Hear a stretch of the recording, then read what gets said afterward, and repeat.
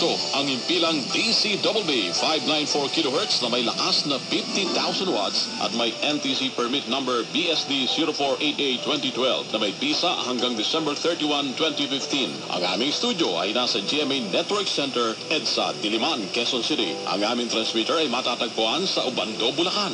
Ang DCWB ay nasa pangasiwa at pangalagang teknikal ng mga sumusunod na electronics and communication engineers at NTC licensed radio and telephone operators. Engineer Elvis Ancheta, Engineer Tomas Sales, Engineer Conrad Tolentino, Henry Trinidad, Joel Estrada, Nick Anilao, Giancarlo Cagumbay, Herminio Rivera, Dennis Castellanes, Porfirio Ramos Jr. at Leandro Luis. Ang himpilang DCWB 594 kHz ay winawakasan pansamantala ang aming pagsasahimpapawid. Magandang umaga sa inyong lahat.